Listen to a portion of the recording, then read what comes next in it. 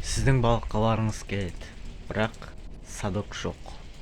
Шелекпен барғыңыз келмейді. Ондай болса, бүгін садок жасайтын боламыз. Балық салатын садокты сеткадан жасап көретін боламыз. Ассалаумағалейкум достар. Ол үшін бізге алюминий, карточке пияздың сеткасы, любой цвет бола береді. Сосын кішкене жіп, ұсақ сым темір қажет болады. Менің садогым міне жасыл жасағам. Осылай жиналып шығады. Сол пияздың ысынан жасағам. Қазір сіздерге жасалу жолын көрсететін боламын. Ассалаумағалейкум балық сүйер қауым. Бүгінгі видеомызда аты айтып тұрғандай қолдан садок жасайтын боламыз. Садок деген кім білмейді, ол балық ұстағанда салатын шелектің орнына сеткадан жасалған ыдыс.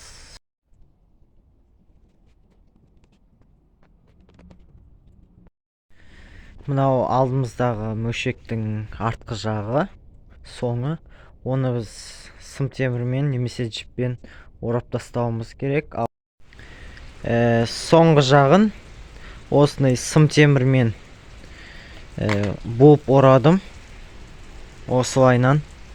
Соңғы болады, аяқ жағы. Қазір ішіне 2 немесе 3 сақина саламыз. Сақина алюминийдан болады. Мынау бірінші кольцоны осылайнан сым темірмен бекіттім.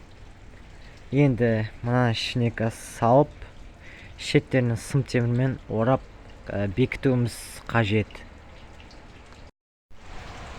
Мынау жүр қасыма кеп, не істеп жатсың деп қызығып.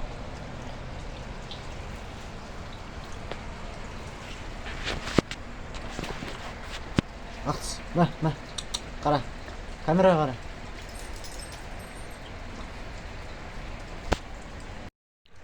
Бірінші сақинамыз дайын. Осылайнан арасынан өткізіп сым темірмен орап шығамыз. Барлық жеріне ораймыз. Енді осылай қазір 2 кольцо салып, осылай орап тастасам уже бітейін деп қалады.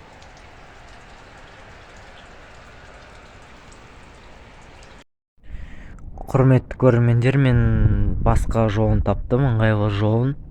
Кәдімгі осындай жіңішке жіпті үйдегілерден сұрап, осылайнан бүйтіп айландырып өткізіп тігіп отырмын. Басын осы ине сияқты өстіп, сым темірді алдында өстіп үшкіріп қойып, полностью осы айландырып өту керек. Осылайнан соңына келгенде бүйтіп байласақ, уже мына жерлер бекітіледі және де жақсы тұратын болады. Осылайнан қазір осылайнан жауып тастап, мына жағынан жіп тартсақ, уже біздің садоктарымыз, сеткамыз дайын болады. Достар, міне садогымыз дайын болды.